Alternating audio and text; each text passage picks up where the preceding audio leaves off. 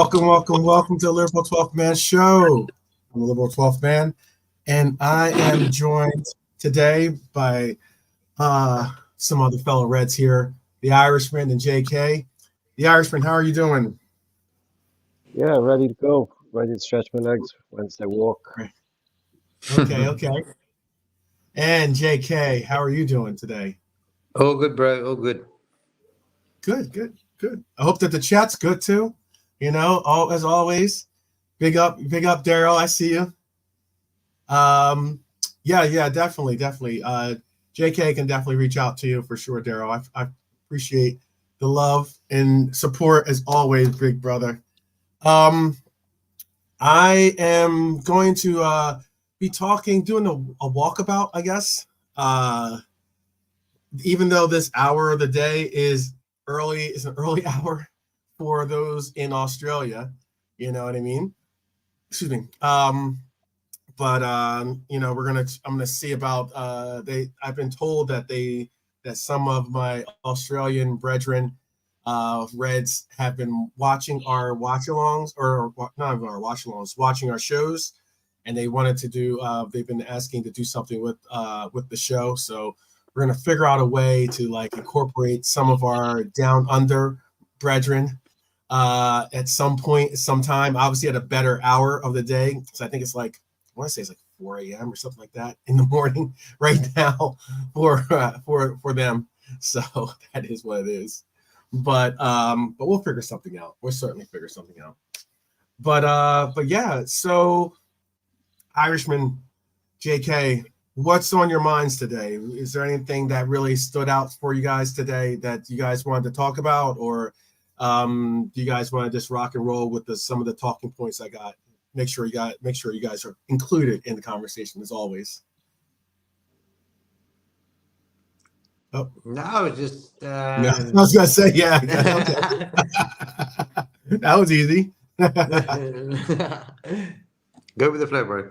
Go with the flow. All right. Yeah. All right. Well, I've got some talking points here, and some of these talking points are very interesting talking points because of some things that are going on in the social media sphere, and also in some of the journals as well. Big up Lee, big up to Cedric as well, by the way. Big up Lee and Cedric. Big up. So apparently Nunez has been offered to Barcelona. Now this is coming from some, obviously speculated reports, but this is the report apparently. Nunez has been offered to Barcelona by his agent, Jorge Mendes, as a possible replacement for Lewandowski. Recent claims have suggested Liverpool have no plans to offload Nunez at the end of the season. However, who knows? That's the basic point. What's your feelings on this? What are your feelings on this? Like, how do you feel about this news that's coming through? Like, as in, we all know about the really, really terrible and unfortunate news that we've had to go through with, the social media slander, basically, that he's been going through to the point where he's taken down his links to Liverpool on his social. How do you feel about this comment about possibly going to Barcelona? Or would you be happy to see that happen, or do you want to hold on to his services? We'll start with the Irishman, then we'll go to JK. Daryl said what I was going to say there. They're one club that you wouldn't be offering a player to because they don't have any money.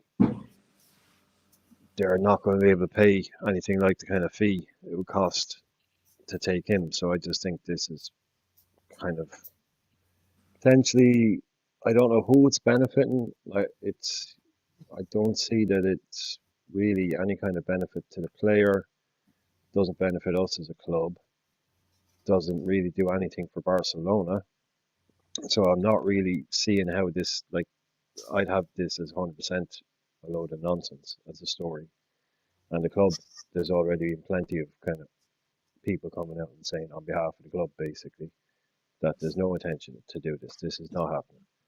And the new manager isn't even here. But yeah, Barcelona, need to sell players. Barcelona need to get, Barcelona's don't, they're still just as broke as they were 2 years ago. So yeah, I just can't see it. I can see maybe this is maybe a Mendes ploy to create a bit of noise Kind of around him push and the to power, get his name maybe to rustle up the circulating, maybe. market, maybe to rustle up the market and see what kind of interest there is. That's not. It's always in the interest of a big agent like that for his player to either sign a new deal every 2 years or to move somewhere to get himself that little Yeah, bonus that they get. That's always in their interest. So to drum up a bit of interest and see is there anything out there. So I can't really sit and bet that the story working for Barca. They don't have two pennies to rub together. So yeah. let it roll. I don't see it I happening. don't understand Don't the see it whole happening. thing. I mean, like, I would like to do a deeper dive on the whole Barcelona thing because I know that they've sold a lot of their some, or not a lot, but some of their assets in the sense of like the television rights and TV such. rights, Yeah. commercial. So, and commercial rights and such. So, or at least they somewhat like done what, if you ever played Monopoly, when you, if you own properties, you can like mortgage them basically, or, you can like, it's where you flip over the card, but you don't make any money. You still technically own it, but you don't, own it, because you don't make any money when people land on it, that kind of concept. So like, I know that Barcelona has, obviously an incredible standing in the world when it comes to football. Obviously, an incredible standing in the Spanish league, but it is a very interesting concept because it's the same reason why, for instance, the links to Pedri popped up out of nowhere, out of absolute nowhere. That and you had to have Fabrizio shoot down those comments or those talking points. But like, it's one of those things where like, yeah, Gavi, Pedri, like all these players that you most likely know would be very, very much untouchable, are all of a sudden being rumored as to being possibilities of moving on to other places, simply because of their issues with them, with money, and with the conditions of where they are at. And I definitely would like to do a deeper dive. Maybe we could ask some of the supporters of the clubs, like, since we have since we have a couple of Reds fans that are Barcelona fans as well. Maybe we could ask them. Well, one thing I'll add is that Javi had said that he was leaving, and he did a U-turn and decided that he was staying.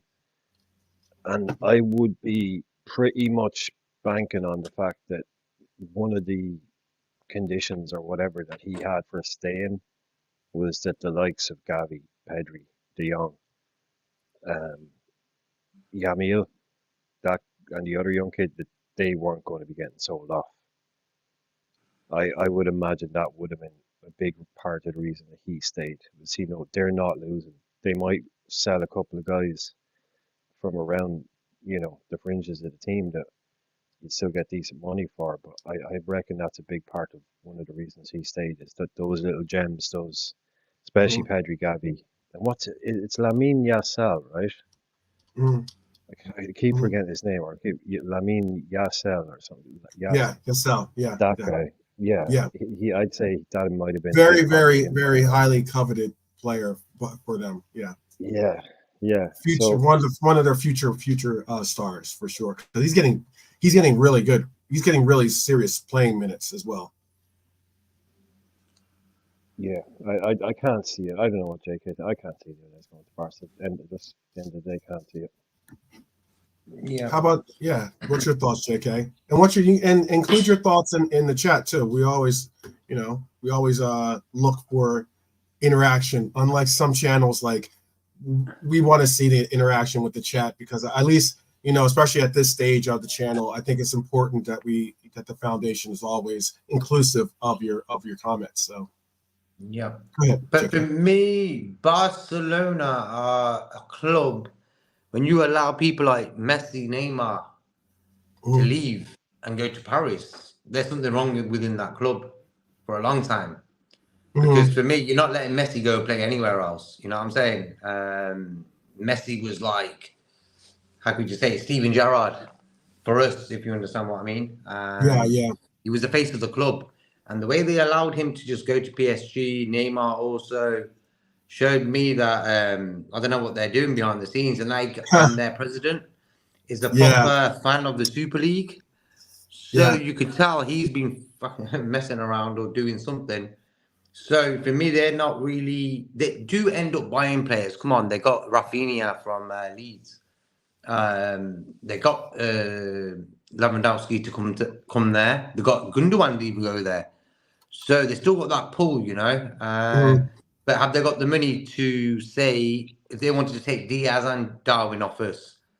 We're talking. I'm saying 150 for the pair. For us to even think about it, you know, 150 million for the pair. Yeah. Maybe then it could happen, but I can't really see that happening. And me, I don't really want Darwin to leave. I think football is a patience game in the old days. Nowadays, fans start crying after 5 minutes how good a player is or whatever, you know. We've both seen with Endo and McAllister this year. Didn't both start off well, but slowly got into the game and actually were, on occasions, our best player is on the pitch. So for me, I've got time for Darwin. He can stay how long he wants. And because he's showed glimpses of class, you know, them 2 goals against Newcastle, it was a long time ago, but it just shows you what he's capable of. And that's for me enough to keep him. I don't understand why, if he'd never done nothing, if he's got 0 goals. I'm right on with you. Go ahead. Anthony, he got 1 goal in the Premier League, bro. Yeah, I know. He cost 90 odd million. I know. And he was he was for more money. He was for more money. Yeah.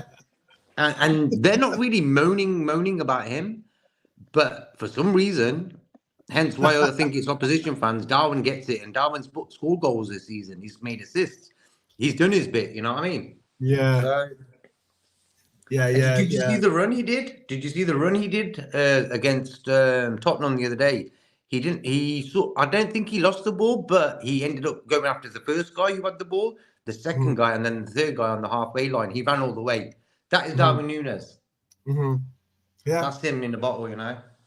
That's Big up to Zabiri. I see Zabiri's in the house too. Bonkers, Redbird. Big up to all of you guys. Thank you for joining today. Yeah, we're going to be talking about a lot of this stuff today. I know that I did hear Zabiri on another stream earlier talking about wanting to. He just wants to do some FIFA settings and just start over. I saw on one of our brother channels, on the Beijing Reds channel, they were doing. We already did our show with who you would take off. The new administration, who you're going to let go and who you're going to replace, kind of show. They did that show yesterday, and they were talking. Chris Angel, big up Chris Angel, by the way. He was just like, he had already taken down, like, I think he had 14 players leaving or something like that. Something ridiculous. And that might be on the lines of what Zabiri's looking for too. But it's one of those things where you're just like, I with Darwin, I just don't understand why people want to just so like, I don't know, so like confidently just give up on this guy, considering he has improved from his first year. And on top of that, he's young enough that you could possibly see and get something out of him, for this next year. Now, I'm not saying that you have to stick with him forever, but I mean, like, 2-3 years of development and we see where we stand. Okay, cool. Then it's a different story. If he's not progressively getting better, then that's one thing. And on top of that, I can't stress this enough. It's a different coach. So what we get out of a lot of these players is going to be how and what this next coach envisions or can see these players surmounting to. He's going to have different roles for them to play, different aspects of their game that he's going to be trying to pull out of them. And that's why, like, I'm still very optimistic to see what will happen under a new coach, because there's going to be different things that he's going to ask him to do, and maybe he can get back to being the Darwin that, that was wowing people in Portugal. Maybe he gets back to those measures, and if he doesn't, then we make that decision then. But for me, I'm down with like supporting him. I actually sent him a little bit of a support tweet today, actually, as well, because it's kind of wild. I mean, he's actually blocked fan channels. So I mean, it was certain fan channels out there and fan supporters that are quote unquote our supporters trying to basically go way over the line, and it's incredible. It's very incredible how like a lot of the forums that we covet now have kind of like progressed into, and it goes even to that I'm trying to think of. I'm gonna see if I can pull it up real quick. But there was a comment made by Ginny one time, and he spoke about how the difference. Basically, okay, here it is. He says, "Fans." This is a quote by Ginny. He says, "Fans in the stadium and the fans on social media were two different kinds. The fans in the stadium always supported me," and this is him speaking. "And on social media, if we lost, I was the one who got the blame." So it was like this concept of like, it's almost two different worlds in essence, sometimes. And it's very interesting how we go about these things. And we all know that's very similar to Nunez. Nunez gets nothing but love and support. I mean, considering his performances, he's had bad performances, he's had good performances, but all the same, those fans that follow the team and go to the games, they've pretty much always been Nunez. You can hear it consistently, and that's cool because you're trying to uplift these players to get results, not tear them down. That's not going to get the results that we need, but all the same. And I see Zabiri saying 12th man. He's saying, "We let you slide defending Bobby. You can't save nonsense." Okay, I got you. I got you. I was a big Bobby's defender, I guess you could say. Bobby's also one of my favorite players of all time. So, like, obviously I'm going to be unscrupulous with that, but all the same. All right. There's been some talks because I mean, like, you're speaking on these players and the likes.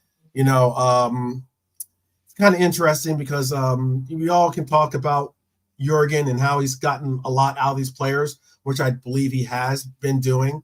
If you look at his net spend since 2015, it's like, and I know net spend can be definitely manipulated and can be, and also sometimes doesn't hold all the parameters that are necessary.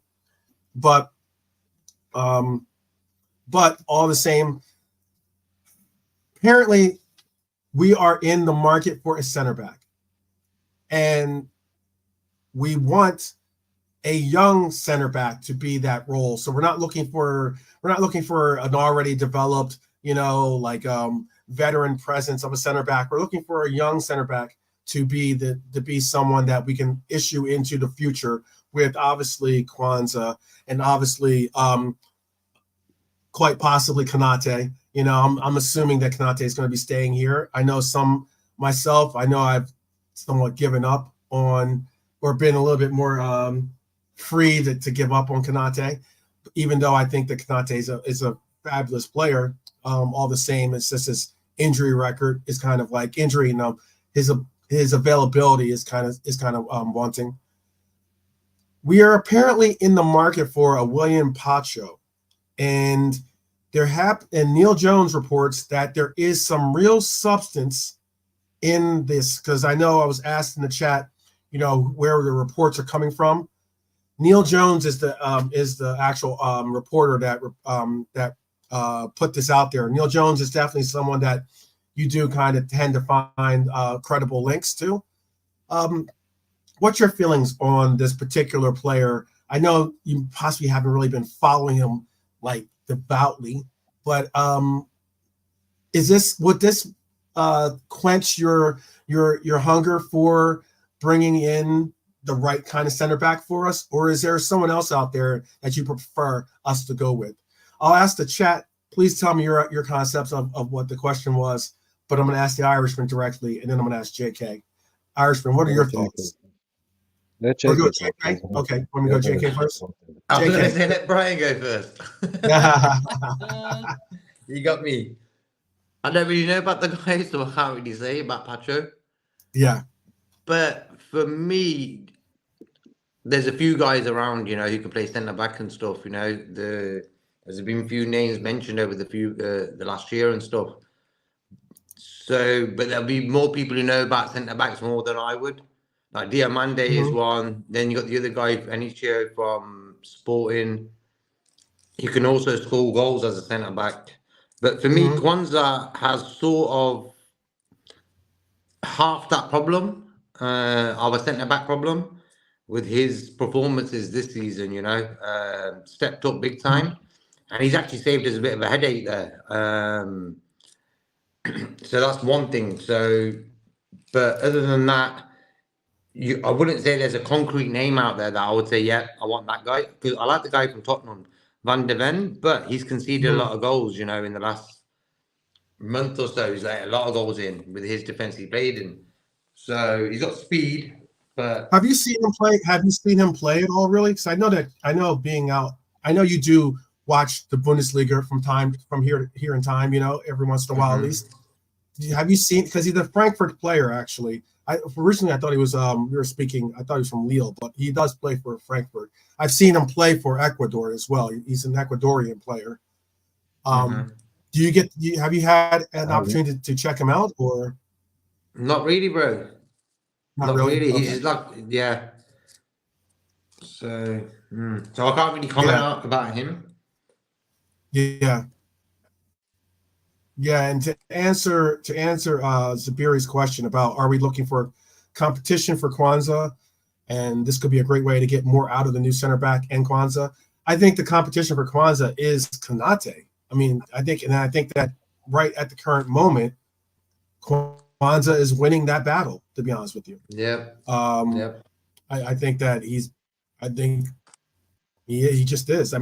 That's not a knock on Konate, because I believe Konate is a fantastic player.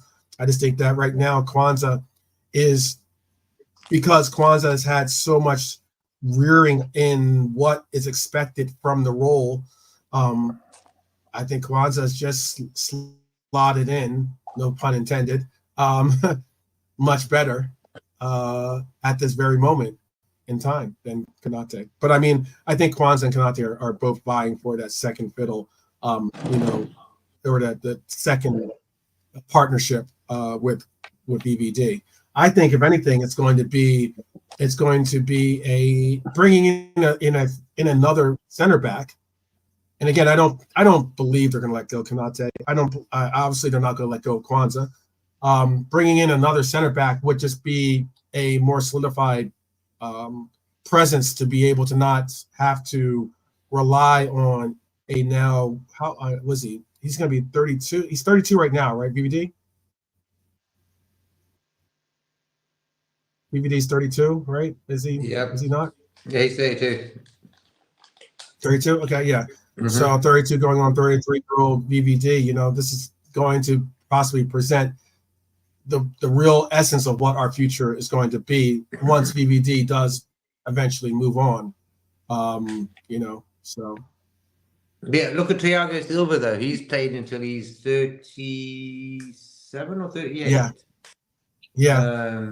No, so there's So centre there's back absolutely no reason longer, that he could. There's absolutely no reason why BVD can't play for another 3-4 years easily. Yeah, easy. Yeah. Yep. So yeah. It looks like. I agree in what I was getting at too, and what Brian's saying as well is that I believe it's more he's a Matip replacement. He'd be a Matip replacement. If there's anything that we realized and witnessed and noticed this year, it was the absence of Matip, to be honest with you. I think we would have been a completely different team if Matip was that veteran presence with Virgil, and we had the youth of Kanate, the youth of Kwanzaa as being their stand-ins, or the ones that we could see being switched in and switched out to give some type of like other reliances towards these other competitions that we're in. I think that would have been fantastic. But the injury, again, all the same, the injury, the season-ending injury to Matip really had an impact. Really had an impact on us this year.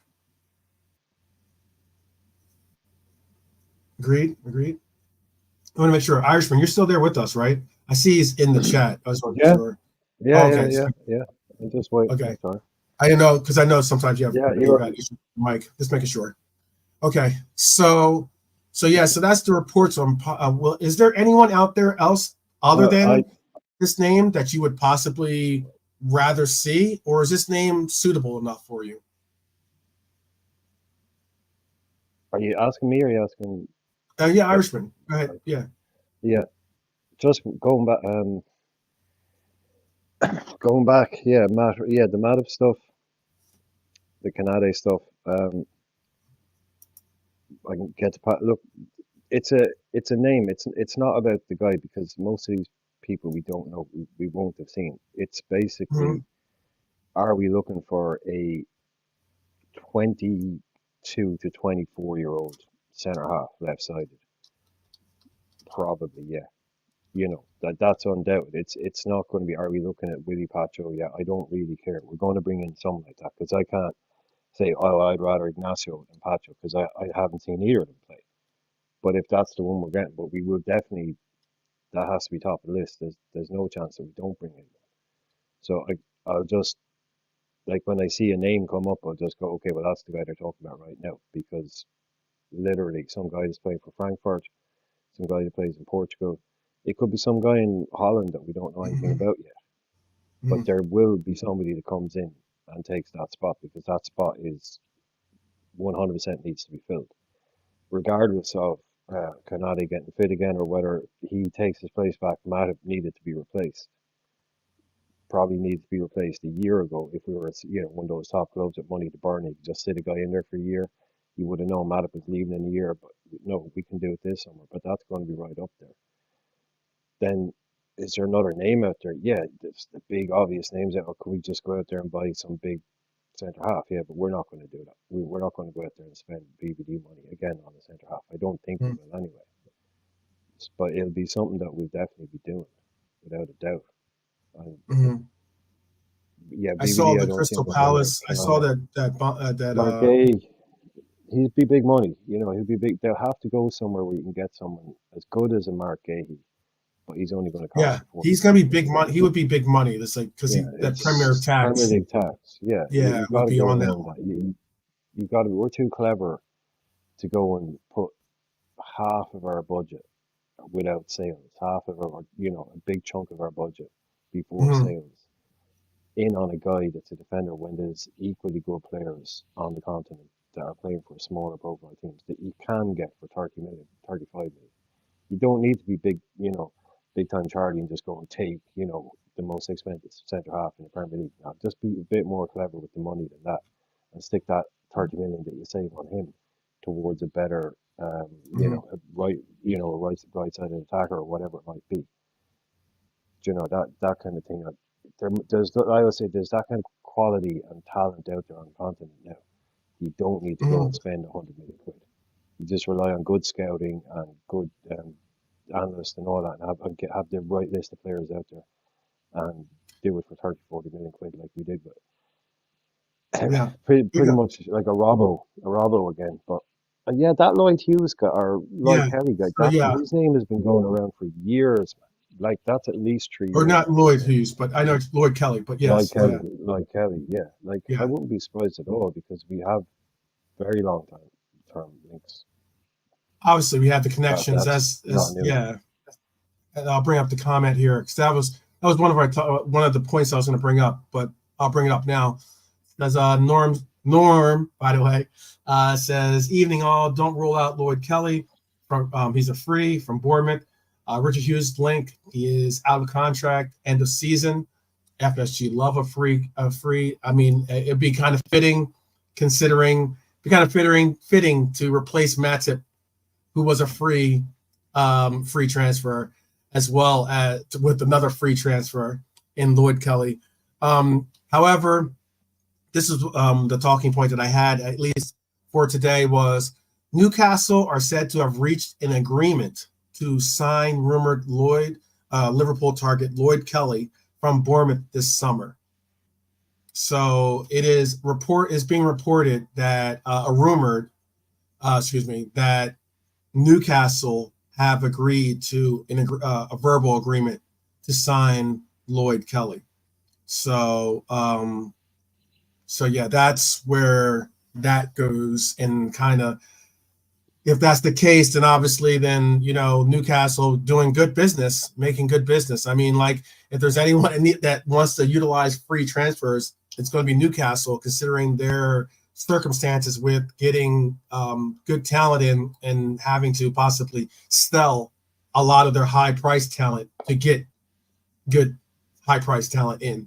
So, and it's kind of like, I don't know where it's going to be interesting how they maneuver against that, because selling someone for 50 million or 80 million or 100 million is one thing, but then to bring in a player for the same amount, it's like, you're trying to get 2 for 1, you're not trying to get 1 for 1, Mm-hmm. So it becomes a much difficult dance, to say the least, when it comes to their transfer pursuits. But yeah. Yeah, Realism Jared says, thank the Lord, Kelly is injury prone. That's not a good one. We don't need any more injury prone people, Yes, makes sense. Eddie Howe links to Kelly. Yes, definitely. And big up. Yes, so Bonkers was saying his guy for so I asked this to the chat. His guy was, let me get your he said Antonio Silva or Ignacio. Ignacio was certainly someone that we were very heavily linked to in the January market, but it's still someone that maybe we do turn around and try to acquire him in the summer market. A lot of times the things that don't go down in January don't mean that a deal is dead. It just means that you might be still trying to figure out a way to make it all work. And that summer window is more likely to happen, because it's not January window is a very difficult window to make people give up on players, especially considering where they are, in their own table or in their own league, or if they're in our league, it's very difficult sometimes to get these players from these teams as well. Managers hate doing business in January. Say again? Managers hate doing business in January. Yeah, because then you gotta figure out a way to get this player Yeah, you have to get them integrated. You have to get everything sorted, and you're in the middle of the season.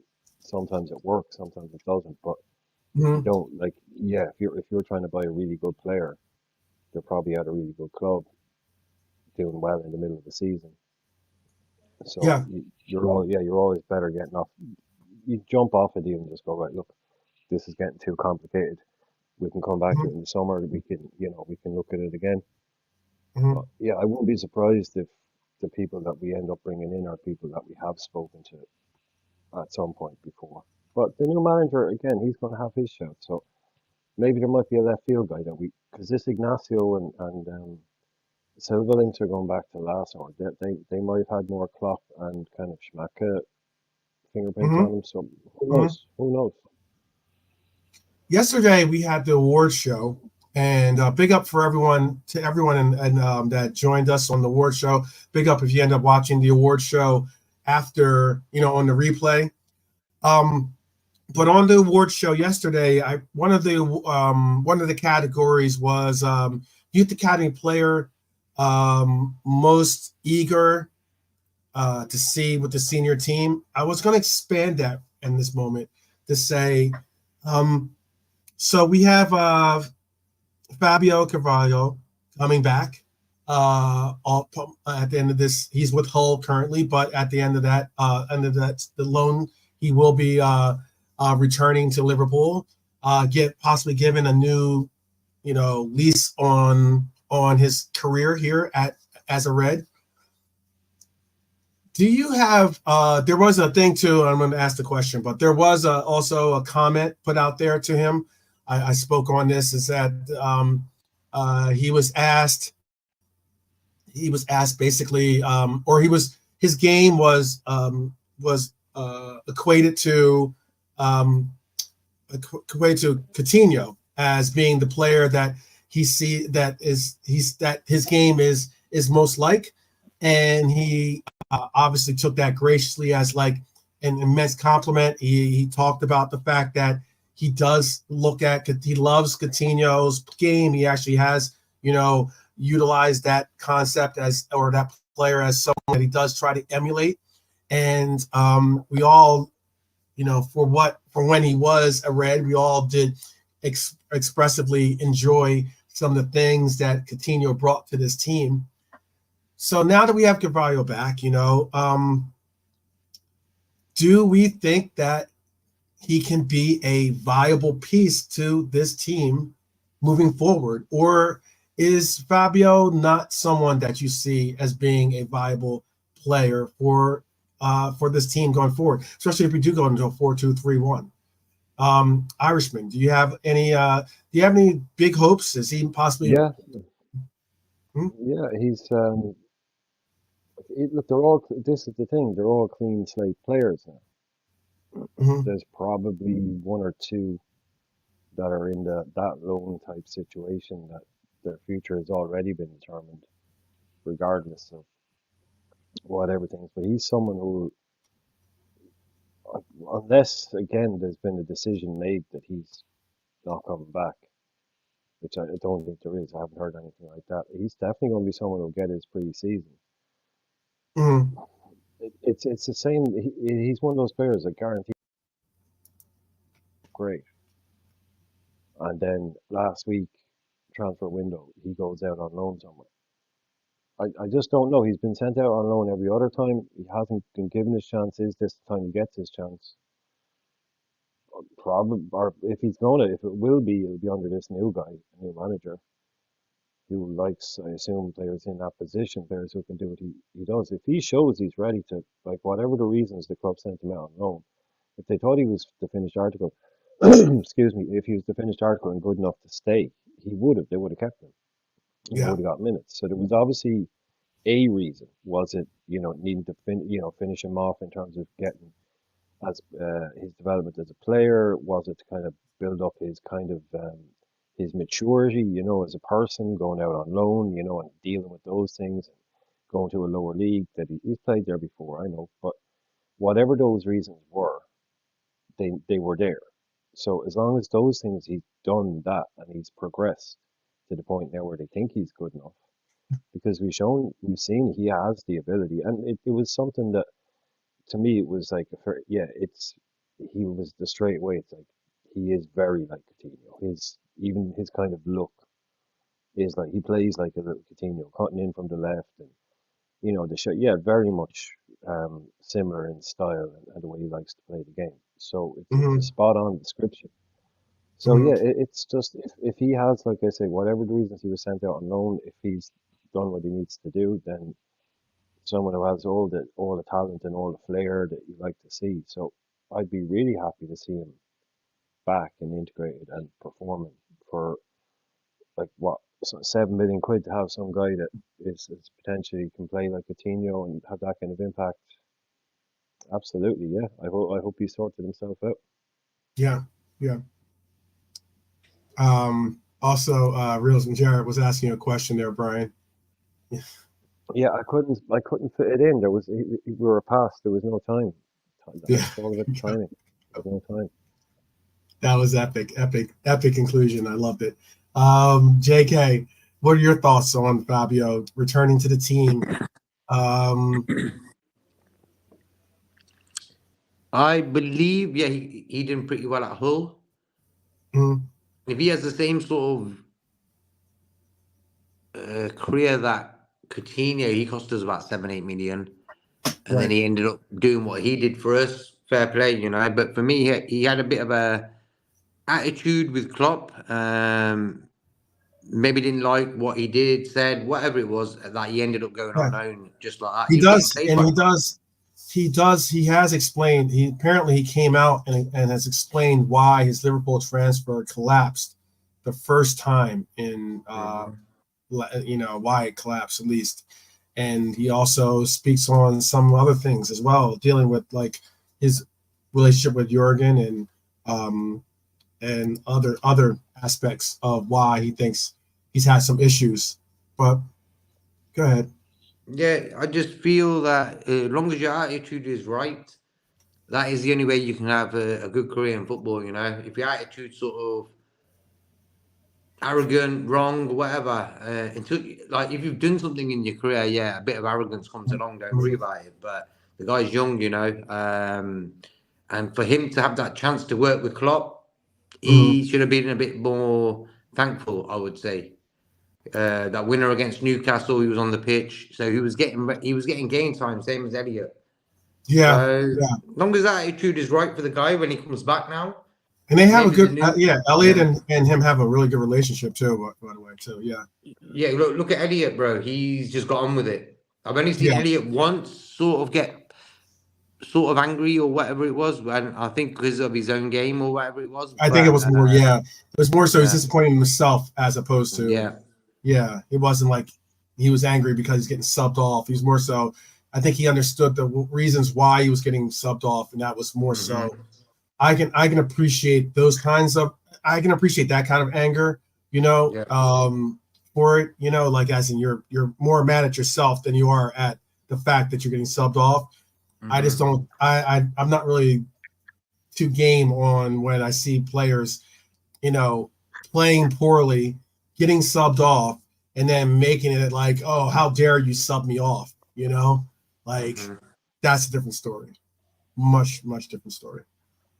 But yes, there was another talk about or another person that's rumored to be a possible addition to our team is the Reds are claimed to have made their first move to sign Mohamed Amora from Union SG. He has currently 18 goals in 20 league starts this season and scored. He was the one that scored against us actually for USG in the Europa game. It's kind of sad, but I don't even remember him scoring, to be honest with you. Nope. That's sad. It's probably one of the biggest moments of that guy's career too. He's a striker and he plays for Union, is it? Yes. Amura. Yep. Nope. Yeah, I'm with you. Don't remember. Yep. Sorry, Amura.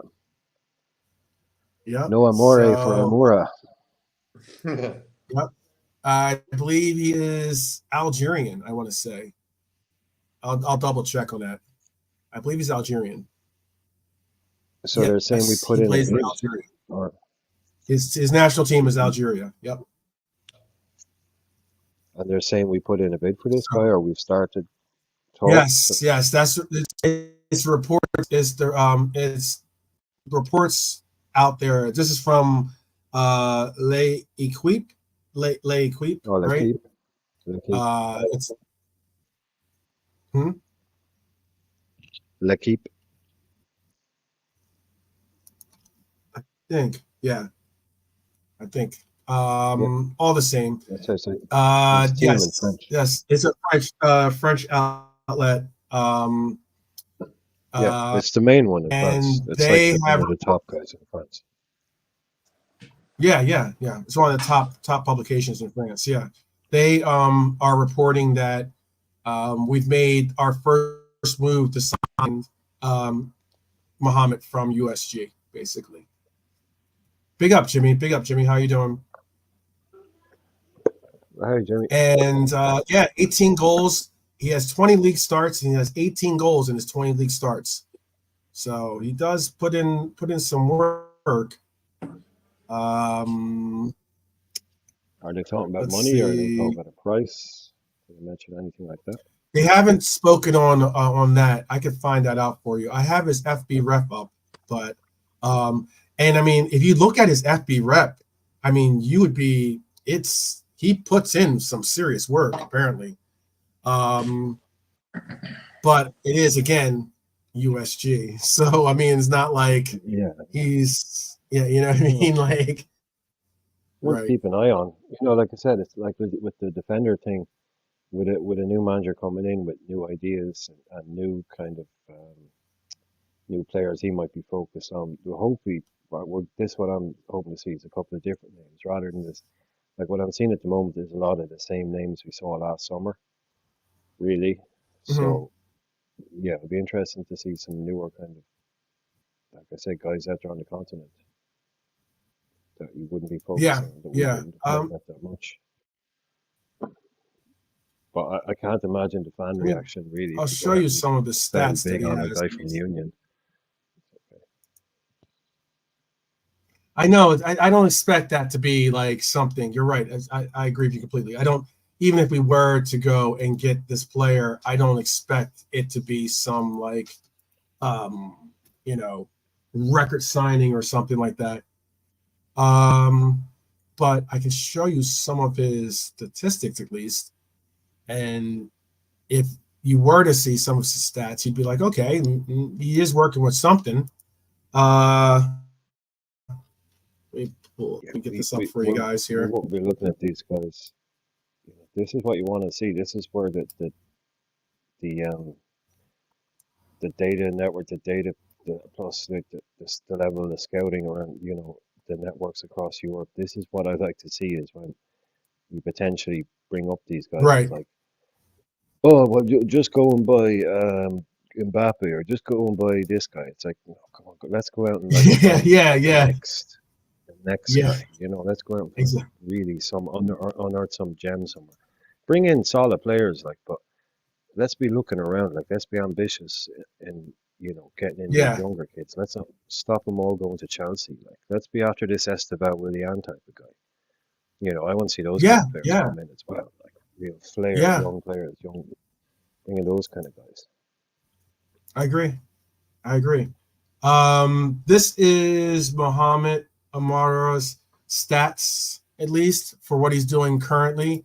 As you can see, I mean, he's in for his NPG, which is non-penalty goals.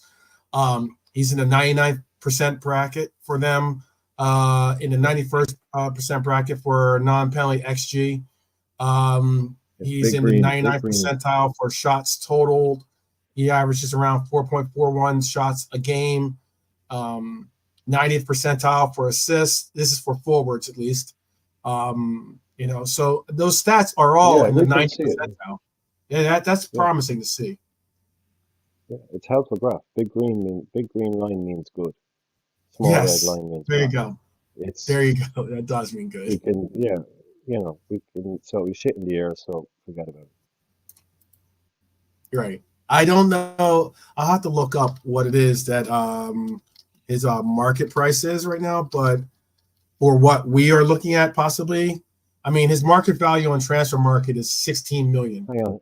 So hypothetically, and how you were talking about how sometimes they're pretty right on. They usually even go a little bit lower than the actual price is normally.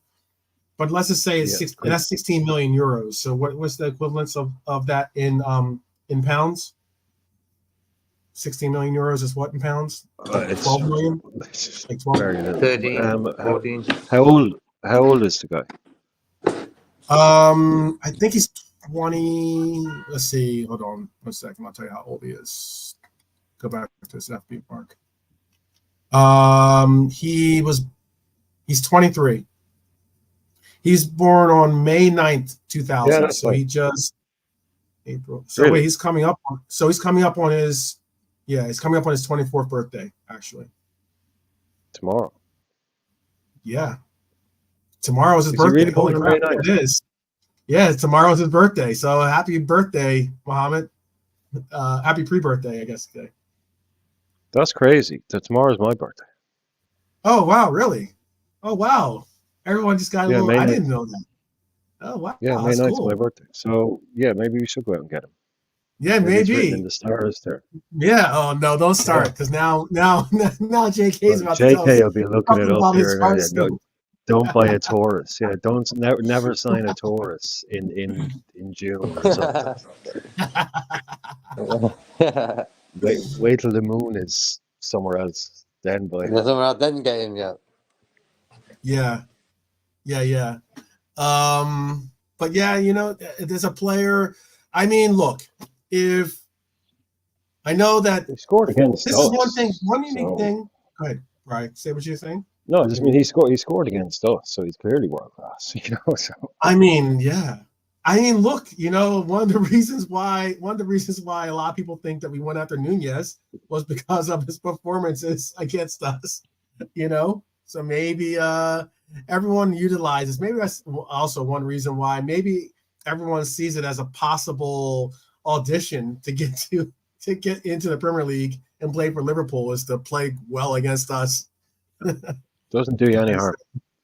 Doesn't do Doesn't you do any you harm any for harm at all. sure. No, I Doesn't Klopp. do you Yeah, look, Klopp was kind of half joking when he said it, like, but they were watching the guy obviously, but then you see him doing it against them, like you can't ignore it, like the effect it has on a manager. See a player just destroy your team, you go, right, we definitely have to look at this kid.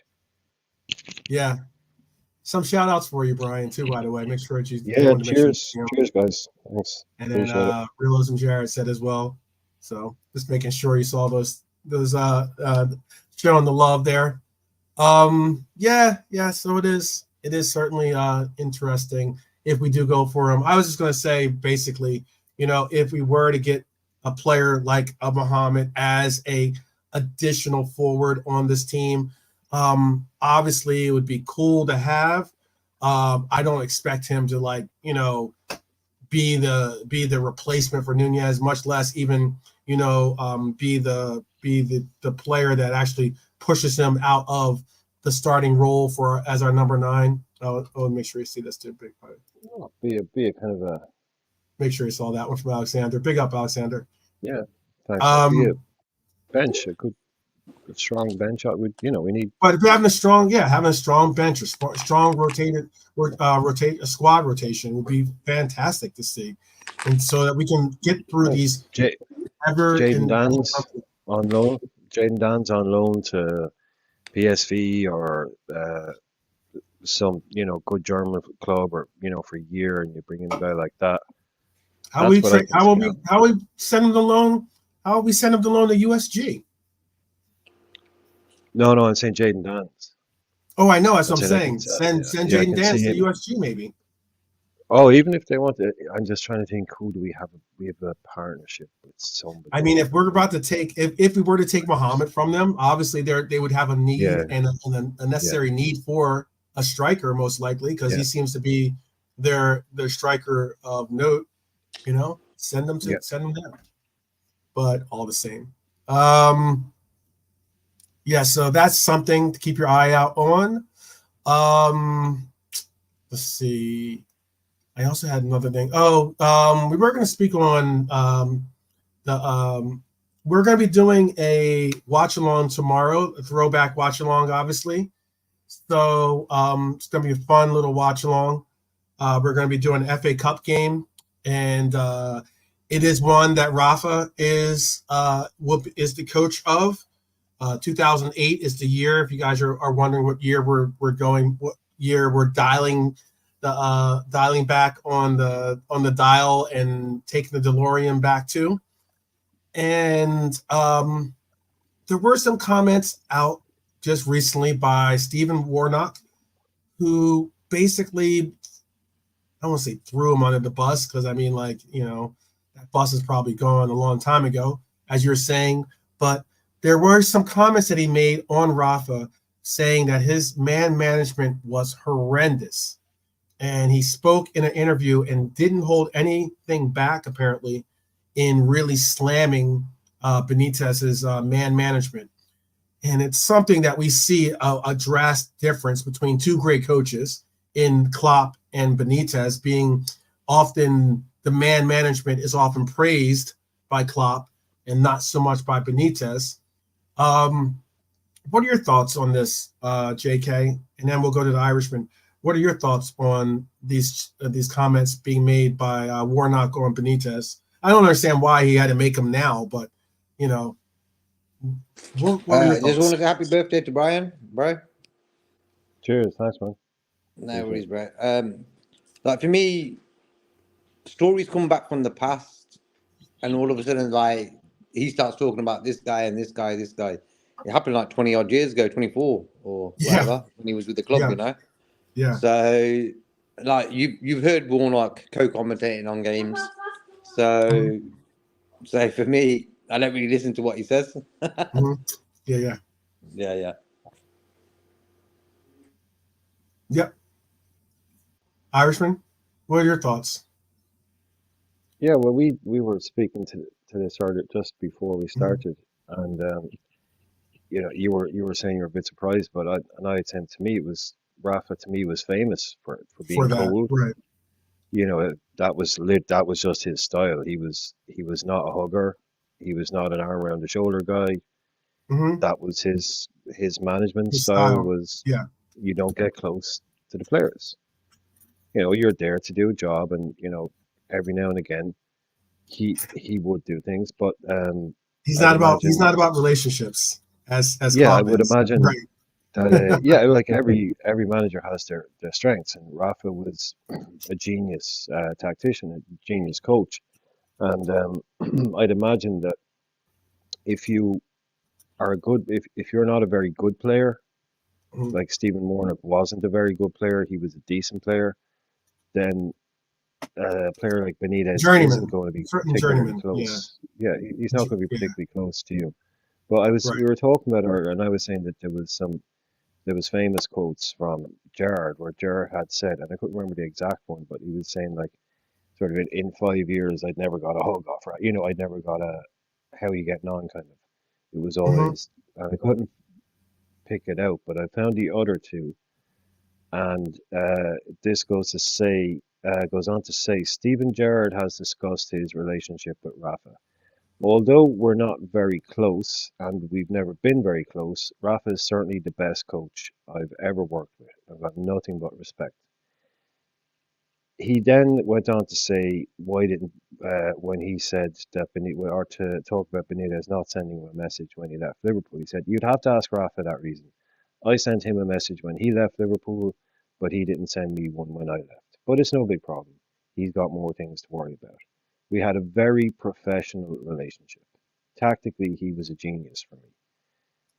This was kind of, so you can see that, like, what he's saying is it was pretty cold.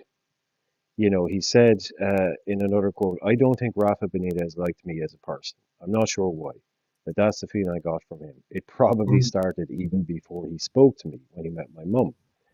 I used to think he favored our Spanish speakers. He was an especially big fan of South American players, which is fine. It caused no problem. At press conferences, he might call others by their first name, but I was always Gerrard. It was the same in the dressing room. He would read out the team and use nicknames, but for me, it would always be Gerrard. So even with someone like Stevie, he obviously wasn't a people person. I'd be thinking of being kind to Rafa and saying he wasn't a people person. And so for a player like Warnock, who he probably didn't really think was that good, he probably, I can imagine he was probably pretty cold to him. And Stephen Warnock, again, I don't know why he's decided to bring this up 20 years later. I don't either. Yeah.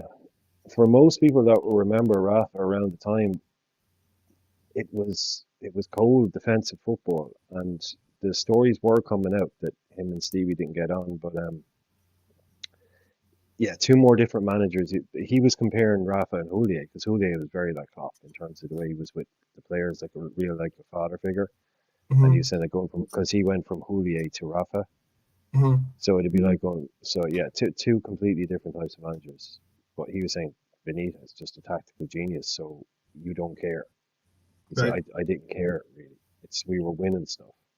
Yeah, winning Champions League. I mean, winning changes. Winning makes everything feel different. I don't need hugs and kisses. I don't need him to love me. I just put him in the team, put me in the team when we win. I'll have fun with my mates. I don't need, Right. So it works both ways. But yeah, I strongly like with JK.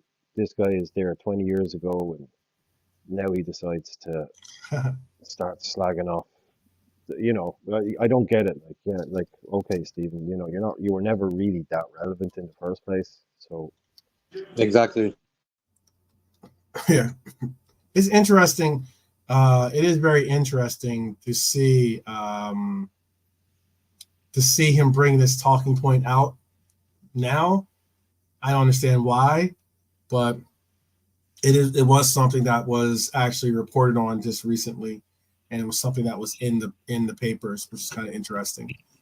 yeah, the Um, yes, the streets are streets have here. arrived. They gave you a shout too for your birthday tomorrow, definitely. Um, Oh, cheers. yeah. So speaking of managers, this is off topic from the Reds at least, but this goes on to the Red Devils, who, holy crap, that Crystal Palace game. I know it was going on during. I think it was going on during the award show, right? Um, holy crap, though. You talk about meltdowns.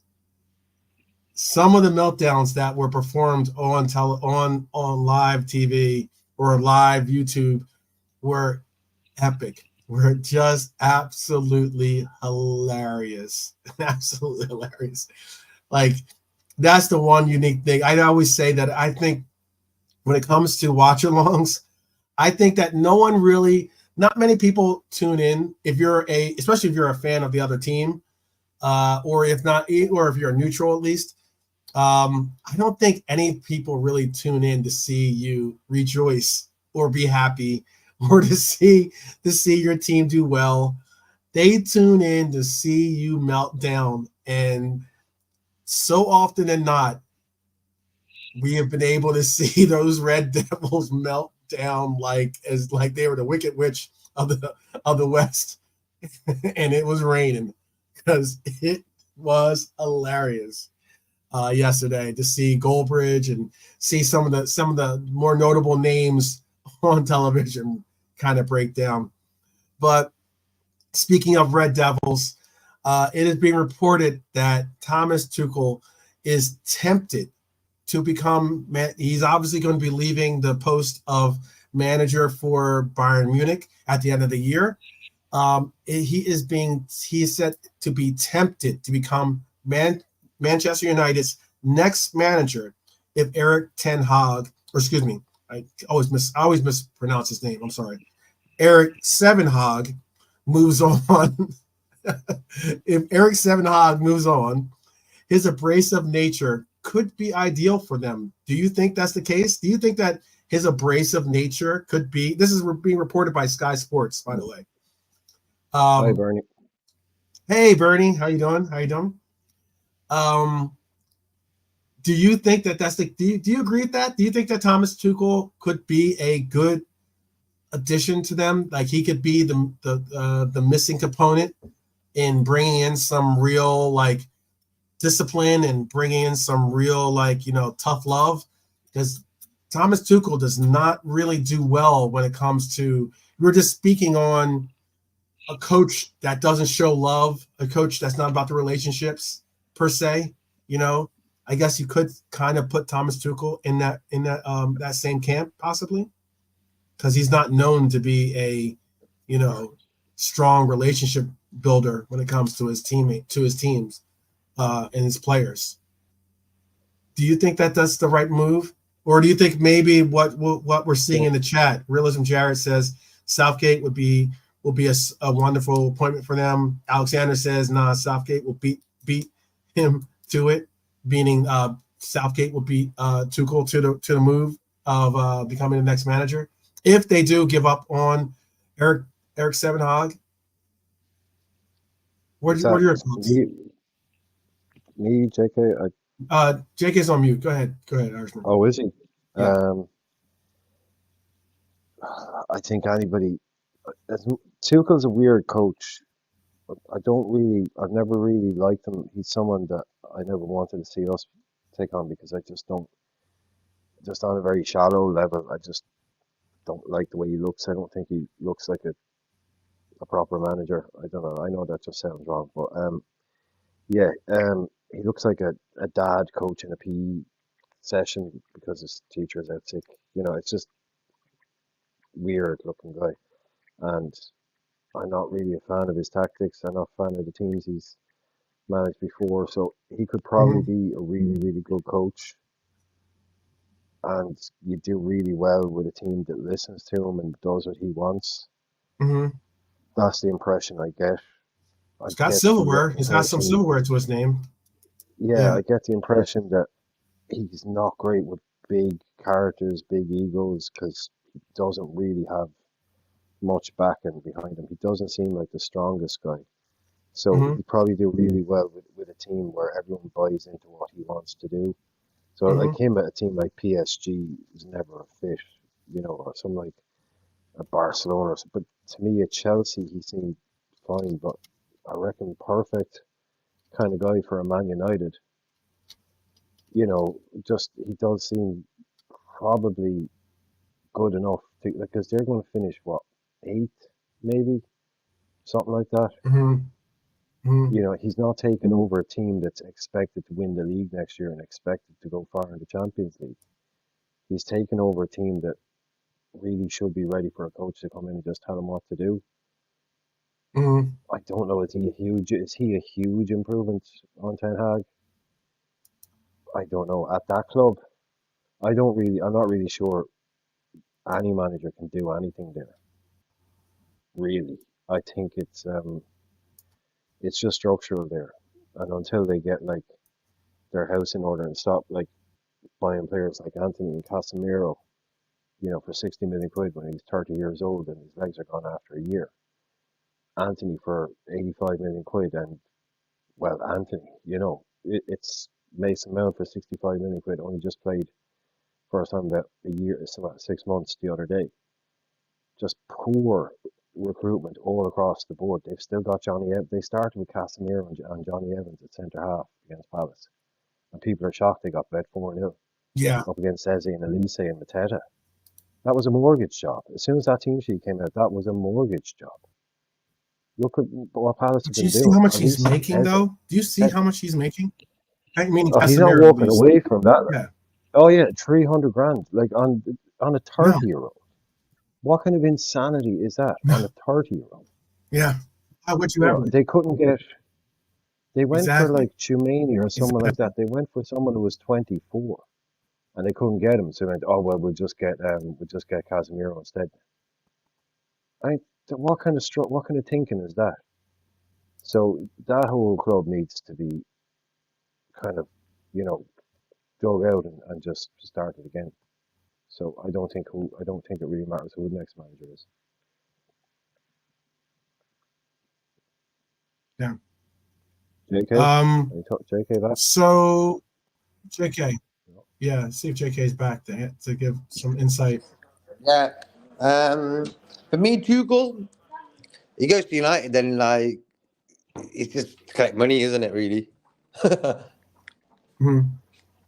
But for me, United they've never ever since Ferguson left, they never ever got the right guy in. They always Mm-hmm. seem to be doing that rebuilding thing, But for me, Tuchel, is he a good manager? He wins things. If he wins the Champions League this season with Bayern and then leaves, it's going to add credibility to his CV, But Imagine I that. think he's an okay manager. Imagine I that. wouldn't say he's great. Can you say that, bro? Hey, I don't want to see it happen because what they're on. How many Champions Leagues do they have? 6, isn't it? I think they have 6. I think they have the same amount as we do. Yeah, same as this, guys. So, like, if they were to win a 7th, that would hurt. Yeah, that would hurt. really So that's why I want Dortmund to win. I would prefer to You see know what I mean? Dortmund win it all than I would didn't see anyone now at the stage. I don't want to see Real Madrid win it. I mean, that's just 15. That's going to just take the joke, let's just make it into a joke, and then and I don't want to see. Madrid are winning it. You know they are. There you go. There you It's go. just, There you it's go. inevitable. You know I know what that. you mean, bro.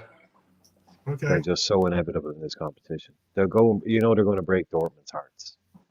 It's going to be heartbreak for Dortmund. It's just, yeah. The I can Oracle just see said it here first. You heard it here from the Oracle. Yeah. But for me, I want an old German final. Bayern against. That would be That'd be cool. yes, that would be very, very cool. That'd be Going very, into very the cool. Euros for Germany, it could be a Harry, good year for German football. So they've Harry got Kane. one What do you team think of already in Harry there. Kane? JK, what's him about Harry Kane getting the Champions League? Yeah, I don't really want him to win anything as well. There is that That's as why I well, want isn't Dortmund. there? Yeah. Yeah. But for me, I'd rather see Bayern win it than Real Madrid. Real Madrid can't go any higher. They can't. It's like, how are we going to catch them, you know? So if they keep on winning 15, 16, 17, then it's like they're the leaders of the pack, you know? So Yeah. Bayern do win it. Yeah, it's going to hurt a little bit because they'll have 7, we'll have 6. But I prefer that either Dortmund win it first and then Bayern and then Real Madrid. Yeah. Well, I would like to see it be. I would like to see, even though I did have it being, I had it being Real Madrid versus PSG. I think I had it as, maybe I had it actually as Bayern Munich. Maybe in this. I think I had Bayern Munich actually in this. Well, in it's the still final. 2-2. Yeah. It's still 2-2. It's Madrid are anyone. Yeah, nil-nil. anyone can end up winning this. Yeah. So it doesn't 61% really possession. help that it's in Madrid though. It's going to be, certainly a tough sledding for them to get some type of result there. But also, what I was going to say is if it ends up being an all German final, it'll be interesting because it'll be actually Tuchel coaching against one of his old teams, actually. Yep. I mean, I think it'll be good for German football. He followed Klopp. He followed Klopp to Mainz. Yeah. He took over at Mainz after Klopp, and he took over Dortmund after Klopp. So yeah, there was always that really strong rumor that he was going to take over from us. And as soon as I saw it, yeah, exactly. I wouldn't be surprised. No. Yeah. And also, he looks like someone had seen a police line up where a child goes missing. That's all I'm going to say. Yeah, that's one of those things. Yeah. The last final Bayern played with Dortmund, it was at Wembley as well. So yeah, and this year's finals at Wembley. So that'd be crazy. That would. Yeah. Eric Dyer to win the Champions League. Oh my days. Eric Dyer winning the Champions League.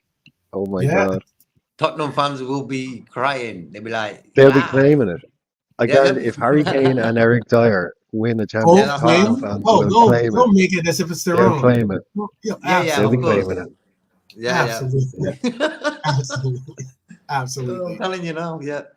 Yep. So can I just say this? Right? Bayern have Upamecano and Kim Min-jae on the bench, right? Yes. Real Madrid have Militao, Modric, and Camavinga on the bench. Yeah. Mm-hmm. That's some quality out there. And they had Davies on the bench. He had to come on for someone. Those are some. Muller. I mean, there's a good reason why Kim's on the bench right now.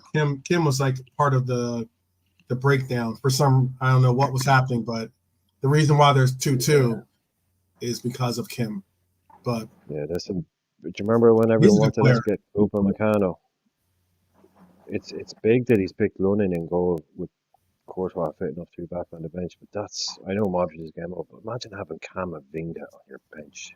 Mm-hmm. Tyler, you showed up a little late. We just talked about Tuchel possibly becoming Manchester United. That's why we got into the tangent of speaking on Bayern Munich and the Champions League coming up. Speaking of Champions League, this is a fun statement that was put out there by the Daily Mail. Kylian Mbappe stormed out of an interview after PSG's Champions League exit on Tuesday, having been asked who he wants to win the competition. So I guess he did not have any time for that. kind of just picked up and left. Mbappe was on the verge of getting to a Champions League final, and let's be honest, PSG bottled it.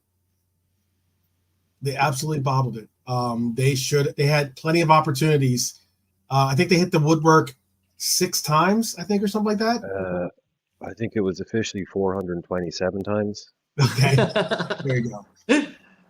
Yeah, I think it's still shaking. Apparently, those goals are still rattling. Yeah. I mean, that's crazy.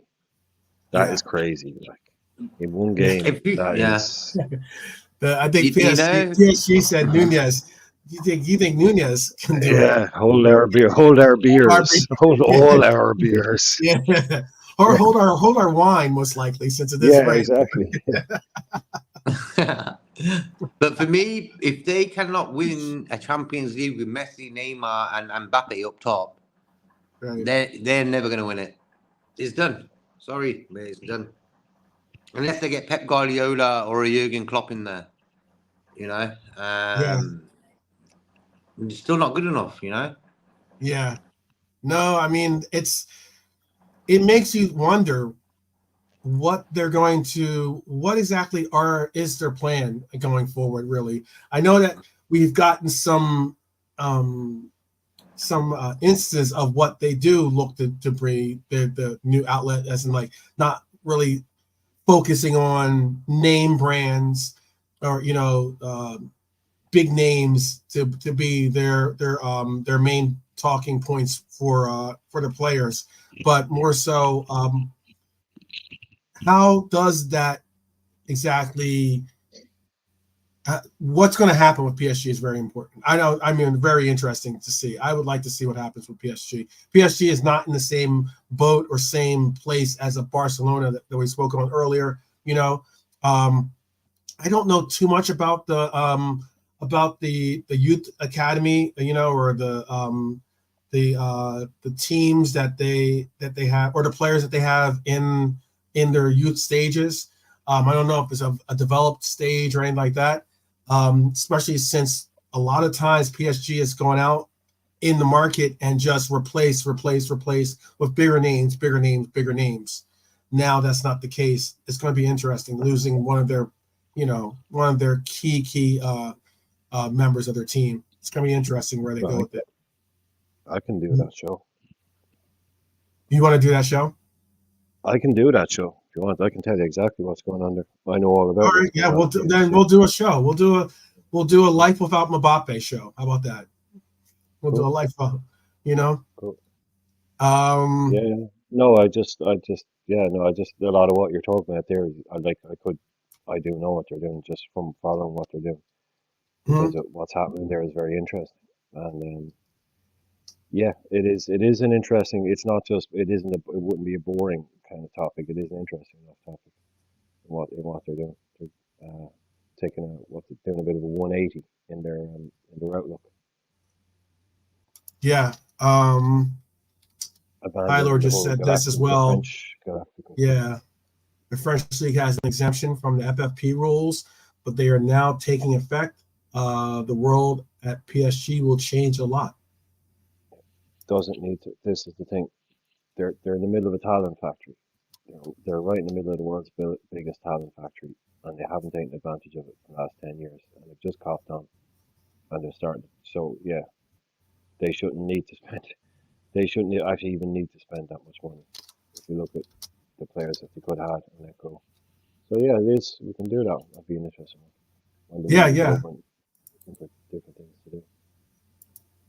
So yeah, when you see this, I'll put it in here. When you see this episode, you'll know what we're talking about. All right, that translates to V is life. So la vie sans Mbappe au PSG. So life without Mbappe at PSG. When you see that, please tune in. We're gonna get the down low. We'll get the insider scoop from the Irishman on life without Mbappe at PSG, because it's coming. It's coming very, very quickly for them, It's going to be very, very interesting. And especially with what Hylor's saying too. Hey, it's going to be interesting because a lot of those FFP rules or PSR rules or whatever you want to conceptualize them now too. You got to realize that those rules are now a part of the Champions League as well. So those rules are going to be applied. You might not have them applied to you. You might choose not to go about trying to put your team in lines with those rules, but the PSR rules are going to apply to teams, whether you are a part of the individual league or just if you have the constraints of wanting to be a part of the Champions League, you're going to have those restraints placed upon you. Go ahead, Brian. I know you wanted to say something. Yeah, no. I was just saying, yeah, you do have FFP doesn't exist in England anymore.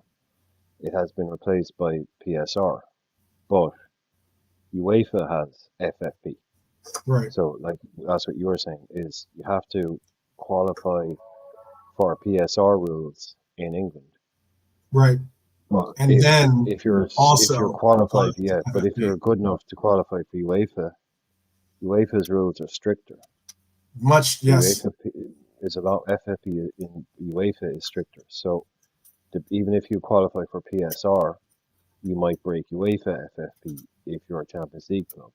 Right. So it's getting close to really, you can lose around maybe 20 million a season max over a couple of years. Like, you can't go out and that's how tight these things are getting. Clubs won't be able to go out. Now you can do the classic amortization thing, but Chelsea has messed that up for everybody. So you're going to be looking at maybe 5-year deals max now. But yeah, it's why someone like why someone like Newcastle has to sell to buy. Yeah. Because these rules are super strict, especially it's also UEFA why, rules. Right, too. It's also why, I hear all the rumors that are going on about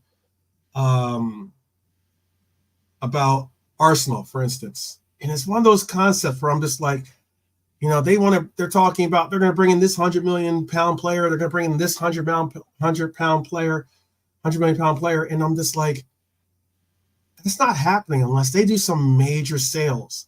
And I know that they are talking about bringing it or unloading for instance in Nketiah. I'm going to bring up Nketiah. Do you know how much Nketiah makes? Yeah, he's about 120. Yeah, 100 grand. Exactly. Yeah, madness. Exactly, man. So this hypothetically thinking, where is Nketiah going? They will sell him. I'm not saying they won't. No, they will. He's going to someone for 40 million. Oh, bloody hell. But they're not getting some but they're looking. But the point is, like, 40 million. Okay, 40 million for Nketiah. That's actually, kind of conceptual. That's actually somewhat of a steal for the player. Because if anything, I spoke on how the market today, the market is what it is when it comes to strikers. It is a very elevated price tag that you can put on some of these strikers simply because the amount of good quality strikers out there is very, very small. Very small. And then he'll be the replacement on top he'll be the replacement for a Solanke or a Watkins. Right. Like, Villa will sell Watkins to someone and they'll get Nketiah for 40. Right. Or Bournemouth will sell Solanke to make a net gain, to make some type of net gain. He'll replace, like, he's not going to go to a club ahead of one of those guys. A club is going to sell someone like a Watkins or a Solanke, and he'll be the replacement. Because they'll get like 80 for for Watkins, you'll get maybe 60 for Solanke, and you get in and then Nketiah for 40. Or he might go to, like, Leicester. Leicester have financial problems, I get that, but let's just say they didn't. and they came up. A team like Leicester could buy an Nketiah for 40 million. Perfect. West Ham For 40 million, perfect. sure. You know, that's the kind of Sure. team, and they can give 40 you that million much. for a striker in the Premier League is good business. But even that, That's no, I know good what you're business. saying. I know what you're saying, but for me, that's too much money. I've seen him play.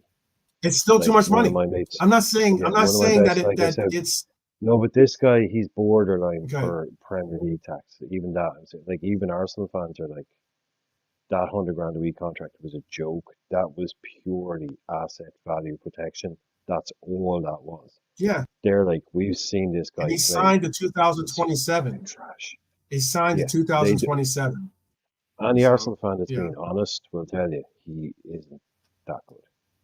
He can turn it on the odd game, but he's not that good. But that's what 40 million gets you these days. A replacement Yeah. for Dominic bloody Solanke. That's the world Yeah. we live in now. Yeah. And that's also what you know, maybe even he even goes to like a you know, like a Brentford, maybe if they sell Ivan Toney, you know. Exactly. Something like that. Perfect. Yeah. You know, There's that would rumors of be him going because abroad in as well. essence they could possibly. I know there's rumors that Ivan Toney's price originally they set their price at 100 million, and now people are hearing that he can go for as little as 30 to 40 million. Okay, that's a major price cut if that's the case. Okay, let's just be honest. To evaluate a player at 100 million, and then eventually when it gets to the summertime, you're talking about, oh, we'll get rid of him for 30, 40 million. That's a major price cut. Like, what made you why, all bro? of a sudden? Yeah, because what happened with him when he came back from his ban, he was on fire. Hence, the big money quotes were coming out, 90 million, 100. But in the last 7-8 games, he hasn't even scored, I don't think. So maybe that's the reason why he's gone so low now. But I think if he was kept on banging in goals when he first did, when he came back, that price would have kept on staying up to 100 million. Mm-hmm. It's just interesting. I just think, though, he's too old. Why I was getting okay, Brian. No, sorry, he's like JK, you're right. He came back off that ban, and he's a big asset in fantasy football. You know yourself. Everyone keeps an eye on him, and he came back after his ban. And I was like, I think he had 3 and 3 contributions. He had 2 goals and an assist, or a goal and three assists.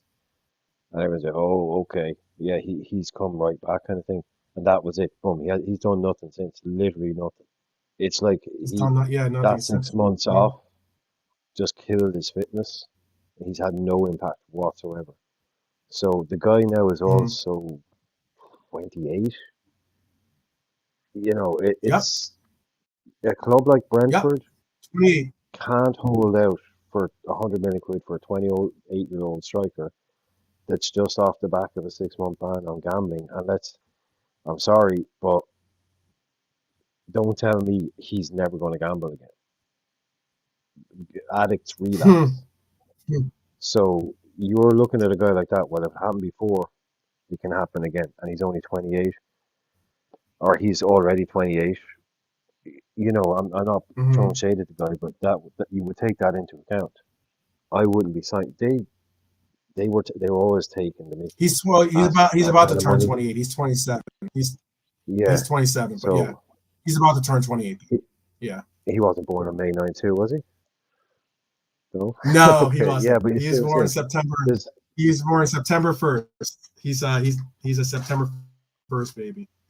But you're talking zero resale. September 1st, 2020. You're talking zero. First birthday. Yeah, zero resale. If you get 4 years. Or am I sorry? September 1st. Excuse me. Wait, my bad. No, September 1st, 2020 was when he signed his deal. My bad. He was. I'll tell you when he was born. But go ahead with your thought. I'll look. No, I'm just saying. At that age, if you sign him for 3 years, there's zero resale on that. So you're kind of literally saying that's 100 March million. 16th. He has to work. So he just turned 27. Yeah. So he has to work. You know, and he might, but just too many Mhm. issues there. Too many issues there for me. So that's that's the level. Those are the Yeah, best he should strikers in actually. He England. is 28. He is 20. He just turned. You're right. He did just turn 28 Did because he he was not? born March 16th, 1996. So his birthday was it was like 2 months ago. So on this Do you have? resource they have him at 27, but they also Yeah. Okay. I'm sorry. Yeah. No. I just wondered. Did your thing just give you the date of birth, not the actual age? I just go straight on right. Wikipedia. Yeah, he was born March 16th, 1996. So that's 28. But he's also He was Rose was almost. He saying, was he almost born on is St. Patrick's Day. almost. Yeah. If he'd been born on Paddy's Day, then we would have had to Ivan find him as well. Toney is currently making. Get the hell out of here. Ivan Toney is currently making. This is confirmed. Ivan Toney is currently making £20,000 a week. You see what he wants out there. You can see why he wants out. That's worse than At Diaz. 28. Yeah. At 28, he's making £20,000 a week. That's And that good. is confirmed. That's a confirmed contract. Not something maybe this one reports it this way and someone else reports it another way. That's a confirmed number. So I was just getting at Well, he where dropped down to Peterborough. I was just saying Ivan Toney dropped down to Peterborough. That's where he was. He was in League One, League Two. So if he'd signed a deal with Brentford a good while ago, yeah, that would have been big money. It was probably, yeah. He was making what, 5,000 probably a week or something Maybe. like that, 10,000 a week. If he's lucky. So I mean, that's probably why sometimes people don't recognize the fact of I get it. You're getting your big chance. You're getting your big opportunity. But for some of these players, you just don't go from making 5,000-10,000 a week to 100,000 a week, just like that, just because you're playing at a big name club. They're going to give you something that is comparable to what you're making before, and considering that's under the pretense of why Diaz was making around 24,000 a week before he moved to Liverpool. And when he moved to Liverpool, they said, okay, we'll not only double it, we'll sprinkle some change on top of there, and give you 55. How about that?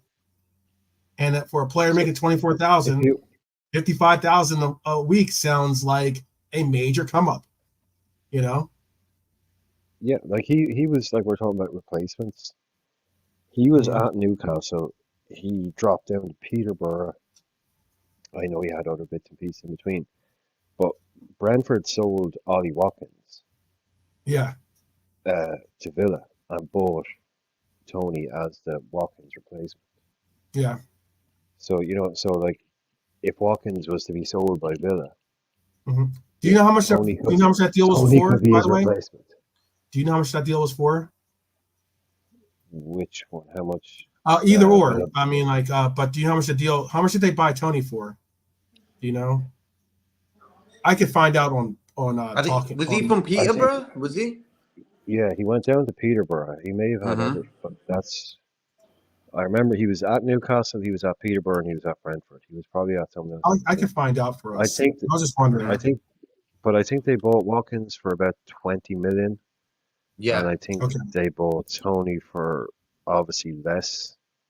Probably 12. Yeah. I don't know. 12 million. I don't I'll really look it know. up. I'll look it up for us. Yeah, I can't remember how much Brentford paid for Toney, but I think they sold Watkins for about 20 million. 22 or something like that. Yeah, that kind of area definitely wasn't huge. So they could triple their money. So they paid 5.6 million euros from Peterborough when he moved from Peterborough to Brentford. Peterborough. What did I say? Yeah. I said S on the Peters. Yeah, you had it in S. Yeah, Peters. No, my bad. Peter. Yeah, Peterborough. no, I was thinking. Yeah, I was thinking you couldn't really. They wouldn't be able to, like, nobody, like Peterborough never received a fee like 15 million. Like Yeah, even yeah, that. That's the. I guarantee you, that is the biggest fee they have ever received for a yeah. player by far. They're a Mhm. tiny club. That's 5.6 million. That's probably about 4.5 million quid, maybe. That's like them getting 200 million for a player. That is Probably. so. A Yeah, big billion. Yeah. they're Barry such a Fry. tiny club. Like, Yeah. yeah, they're so the posh. Um, I yeah, he mean, went directly from there, so that's a big. they bought him from Newcastle. They bought him Yeah, from he was at Newcastle for Newcastle. 390,000 euros. Yeah, That's good. that would have been big money for them. They paid Because I remember 390,000 euros for him. this is how far back he Yeah. goes. I remember him in fantasy football being in the Newcastle lineup. That's like 10 years ago Mhm. or something. When I first started playing it, Tony was the guy, and he never got a game. He played like Yeah. maybe 8 minutes a season or something. He would never come on. He was always like a £4 million striker. Mhm. that you- Mhm. and then he just disappeared off. So Newcastle fans are probably looking at going, well, we probably could have hung on to that guy, done something with him. But yeah, that's just football, really. But those are your top men in England at the moment. If you take And out Haaland, then you're talking Solanke, Tony, Watkins, and a couple of these other boys around the fringes. Now they're stepping up, like Cunha and Hwang at Wolves, that I think could do well at a higher up club. I think they can make the step up. mhm. Uh, but that's it. Yeah, it's slim pickings for strikers, man. Yeah, True. they sold Ollie Watkins for 34 million euros. 34 million euros. Okay, that's about 20. Yeah, okay. That's a Good very little good fee. price. Very good price. But 34 million euros. Watkins, I just I don't don't know like him. whatever that is in pounds. On transfer market, they have Just don't like him. everything in euros. They don't have it in pounds. Would So you have probably around like Watkins was that at like Liverpool? 28, 30. It's around that, yeah. Hmm. Back then. Would you have Watkins at Liverpool? Anyone chat? Would you like Watkins at Liverpool? This has Take been his him best season in the Premier League this season. by This has by been by He's far. far his close best control. season. Yeah. He's close control, very They good. bought him Yeah. from they bought him for Sometimes, yeah. 7.2 million from Brentford, I'm Oh, saying, bought him for oh, 7.2 crap, million yeah. and then sold him for 34 million. So they made a nice little bit of change and then went out, That's took still that a change big that they fee. made. Yeah, bought Ivan Oh, Toney, Hmm. for whatever couple million that they spent on him. Now they're going to make a bunch of change on him when they sell him. He's Brentford's doing it doing good good. business. Hmm. but would you They're doing take him, Jacob? You were saying there. Would you take him at Liverpool? No, No, no. because I don't know. I'm not really a big fan of him either. But like you can see, Hmm. putting up the numbers. Would you take him? 12 man. Would you take him at Liverpool? I don't mean you have to buy him. I mean, would you have him at Liverpool? Would you like him? Would you like him as a player? For this season, I would have taken him. for what? So really, No. I just No. closed Just the do you window. like him as a player? Oh, No, like do you was like okay, him as a This player? season, I Yeah, like him as a yeah. player. Yeah. I still wouldn't. I wouldn't. I wouldn't take him. No.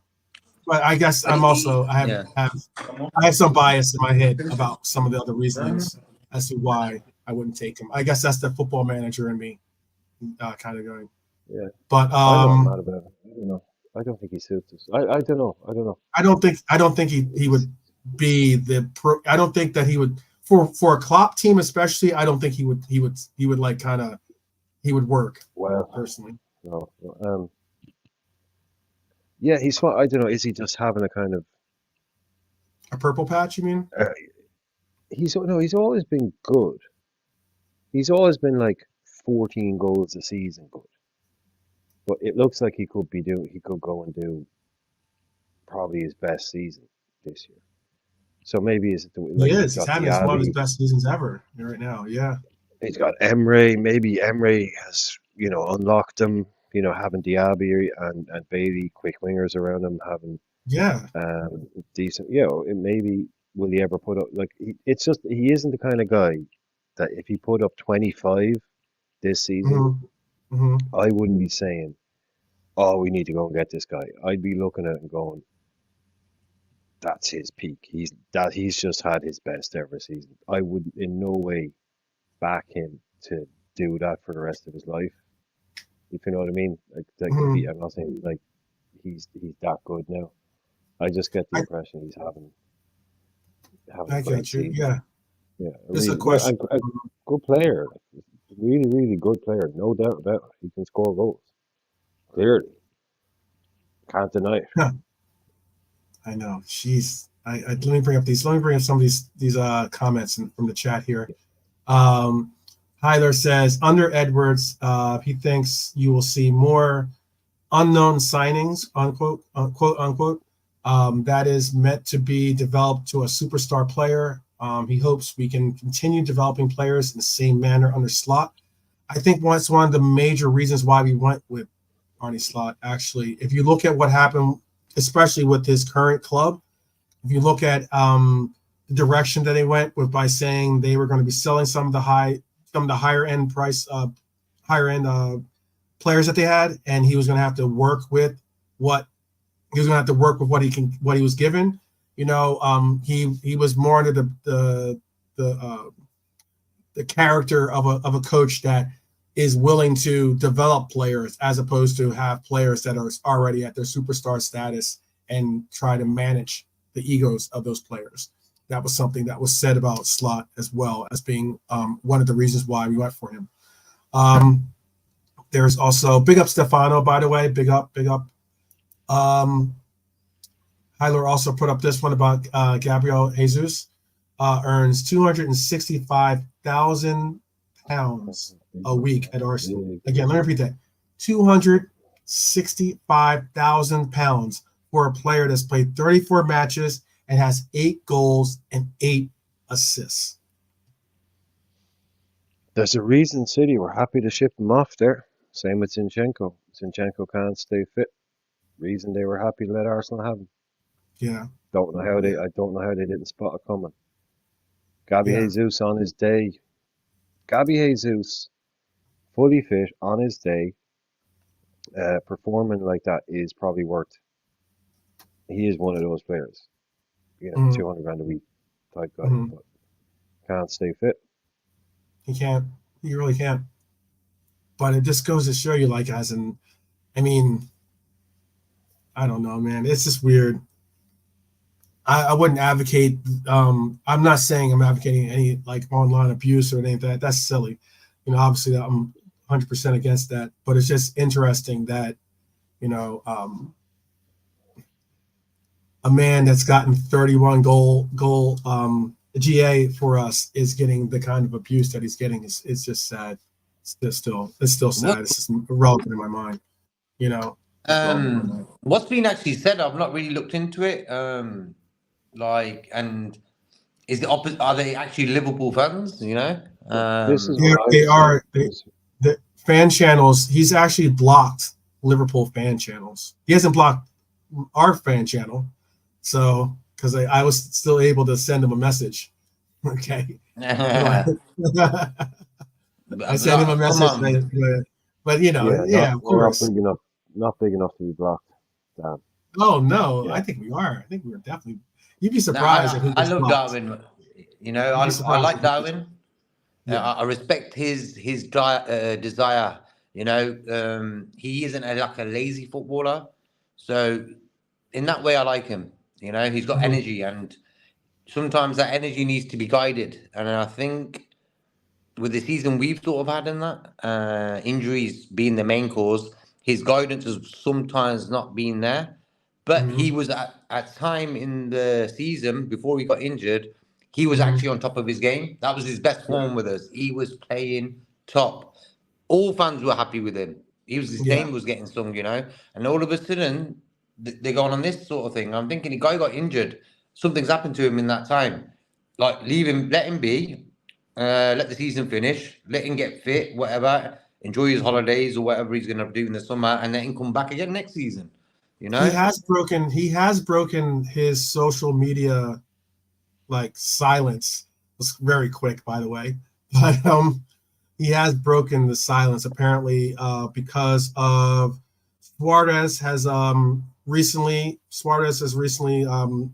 yeah, gotten a milestone. What was it? How many goals was it? Does anyone know in the chat? Does anyone know on the panel? Suarez has scored a milestone goal for himself. I want to say it's like 500, 300 or 500 goals scored against Norwich. I used to love that when he used to do that, especially Norwich. Never liked Norwich. Never liked that guy. Norwich. Oh. Yeah. But he scored, and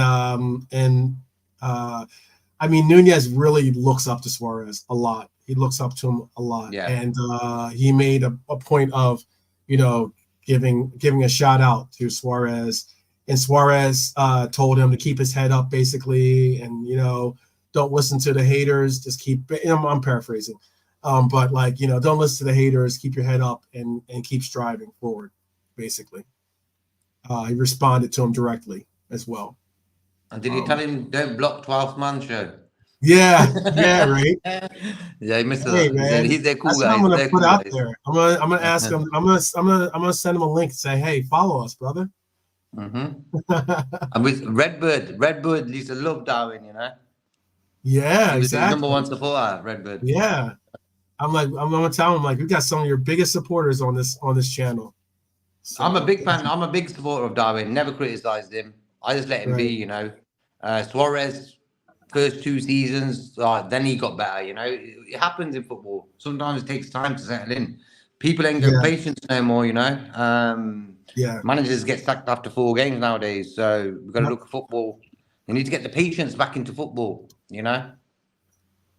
And by the way, I don't want to even imagine if Jesus played for this team. By the way, I would not even want to imagine that. By the way, I am not a Jesus. I'd rather have Ollie Watkins than have Jesus. How about that?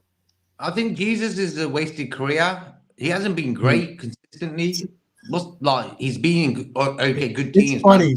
You guys are all quick to. I know I did mispronounce Peterborough, but it's Jesus. It's not Jesus. I always call him Jesus. That's what's written. I know that's on what's his back written. of his shirt. I know that's what's written. I'm just telling you. It is not Jesus. But he should pray to him so he can stay fit, But never fit enough for me. And he hasn't really been good at Arsenal, I would say. Havertz has actually been better than him this season. He has. So that's saying everything. He has been. So from day one, man, Havertz world-class player. World-class. Oh, you said day one he was a world-class player? Is that what you said? I've said it from day one, Havertz is world-class. He's been wasted at Chelsea. Look back at what he did. Look at Havertz at Leverkusen. Yeah. Wow. Let me make sure. I don't want you to get. I know you're going to get clipped up now by saying something like that. No, clipping me. Don't worry, nobody's clipping me up. I've said it from day one. Him at Leverkusen was unfreaking believable. He was. He was. They went to Chelsea, and Chelsea played him in every single position apart from the position that he plays the best in. And so do you have the same high praise of Werner then too? Sorry, Werner. Mm-hmm. Do you have the same high praise? No, I'm talking about. Yeah, I don't. I'm just talking about Havertz. At the time when Kai Havertz came out, Werner and Kai Havertz, Thomas Werner and Havertz were both highly coveted, two highly coveted players for Liverpool, and 2 players that were everyone, pretty much a lot of people thought we were going to get, basically. In the short, did I have the same high praise for Werner? No, I'm just just on Havertz. It's just I said from day one, like he was I in know you say he's world class. I'm the just right. asking a No, I'm simple just saying question. that. You No, I had said to, no, and I gave. I said no, no, I didn't say anything about. yeah, okay. I didn't I really. was just wondering because I I mean just they're both rated very, very yeah, yeah, yeah. But it wasn't. I just I listen, don't know why he brought Werner into it. Like I never. Yeah, I don't remember saying anything. because let me break it down to you again. No, no, no. Because I heard you say yeah, but loads of other players are linked to us. I was just saying no, with but those were the Havertz. two major players. Those two players were the two top players, two top choices for our club. And they were very, like, as in, we were getting quotes from Kai Havertz or stuff that was coming out about like his connection to Liverpool and everything else. Yeah, And same with Thomas Werner, like as in those two players were pretty much two players expected to be in the bag for us and two of the top players that we were looking at getting at that time. And then obviously Chelsea swooped in and yeah. No, slashed the I cash. hadn't watched. I hadn't watched um, Leipzig, but I'd seen a lot of Havertz, Yeah, so I just knew that guy. I didn't really. I don't know. We wanted Werner. I don't know. Whatever. Yeah, I didn't know yeah. really a lot about him, but I'd seen Havertz, and I was like, this guy is different. He's special. He plays in a position not a lot of players play in. Mm, He's like a striker that can play in midfield yeah. in a number eight. And he reminded me, without wanting to use the B word, he did kind of remind me then of Bergkamp in terms of that kind of the ultimate Mm, false nine kind of thing. And I was so disappointed when he went to Chelsea because every time players like that go to Chelsea, we all see what happens. They just become horrible. They just, mhm. he got out of there so quick. Timo Werner, the same thing. He got out of there, well, they got rid of him. But Havertz, at least he's not still there after 6 years wasting his career. And I think now it's taken Arteta basically this much time to rehabilitate him again. Right, And right. you're seeing now what he can do, the kind of player he is, if you play him in the proper bloody position. So yeah, I'll always feel that he is the one that we kind of missed out on. Yeah. He could play Okay. under any manager. I would love, Werner by the might have way. been a bit of a Kloppo signing, I think. Oh, Bayern and Lee. Oh well, here we go. That's why Yeah, forget about here we my go. prediction. So Yeah, we're going to be landing the plane here so you guys can like watch what is unfolding in this game. Big up to Philip, Jimmy, Hylor, Cedric, all you guys sticking with us, and to all those that are still in the chat as well. Big up to you, Stefano. But yes, it's going to be interesting. It says Hyler put, what an irony. Alfonso Davies scores against Real Madrid. Welcome to Spain soon, Alfonso. I think that you'll be surprised. Apparently, Real Madrid is apparently looking elsewhere for the services of a left back. They have cooled the iron, I Simicast, guess, or the stove, however you call it. What's that? they can have Simicast. If they've got 80 million, we're going to Simicast. Yeah, there you go. You could have Simicast. You have Simicast, and we'll take Alfonso Davies then. But yes, that is the reports that Real Madrid are not going to pursue Alfonso Davies any longer. So maybe What, because he scored that's against Alfonso them? Davies' way of saying, whatever. I'm not going You're to do this. lost. Yeah, You're you're lost. lost. Yeah, You're you're lost. lost. Yeah, That's cool. exactly. Big up to Marion. Realistically, Big Real up. Madrid were favourites for that game, So to see Bayern upset them, and after the Oh, that'd be season they've huge. sort of That'd had, be huge. Tuchel hasn't been great. So it's a big result. Hopefully, It stays would be, on. but it wouldn't be. Madrid, It wouldn't be much of that big of a yeah, surprise, considering that. And I say this Madrid just because scored.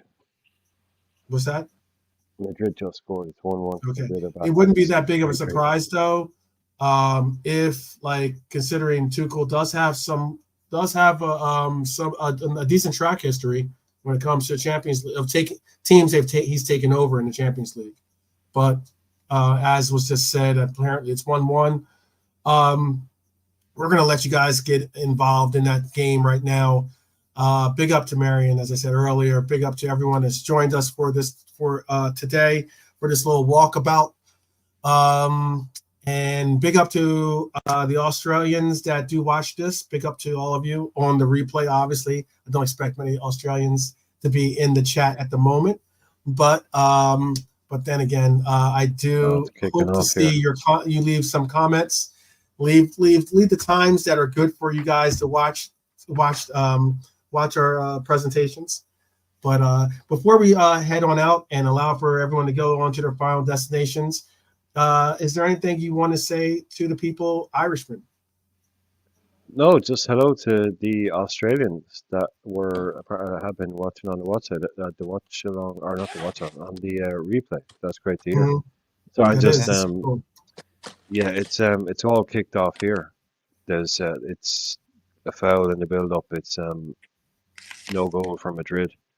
Went to VAR. Yeah. Like your man, he just grabbed him by the face and threw him to the ground, and then kind of had a Oh, touch on a ball. Yeah, all so right. it's back to 1-0 to Bayern. Bayern is Back to still one 3-2 up nothing. now. All right. That's right. You're hearing it here first, people. That's what's up. JK? He JK? just grabbed him by the face and threw him to the ground. It's hilarious. Yeah, you're not getting away with that one, mate. No, probably not gonna get away with that one, but you never know. You never know. You know, we've seen some dodgy calls get overlooked. So you never know. But JK, is there anything you want to say to the people before we let them go on to their final destinations? No, just great having them on the chat and stuff. Enjoy the game on Monday, and hopefully Bayern beat Real Madrid. Yes, absolutely. Yeah. Yes. I think what we will possibly do will be a watch along for the Monday show, because for the final show, final game, I am going to be at my supporter pub for the final game. I've been told that it's mandatory that I show up.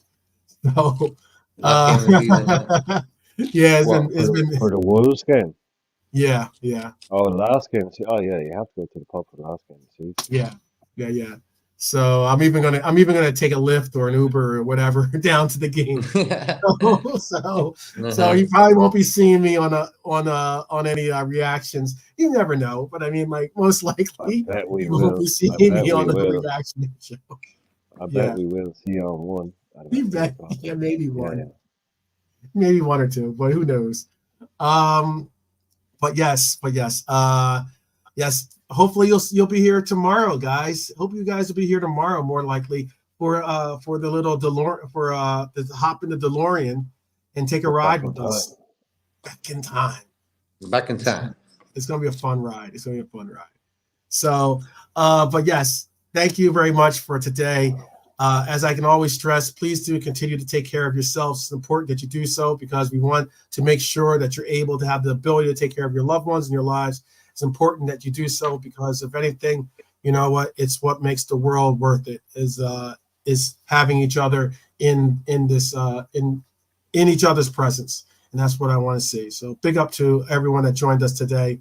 And hopefully you'll be here tomorrow. We'll be taking on for our little kickback to watch us in our FA Cup pursuit of 2008. It's gonna be a fun ride, guys. All right, but until then, as always, up the Reds.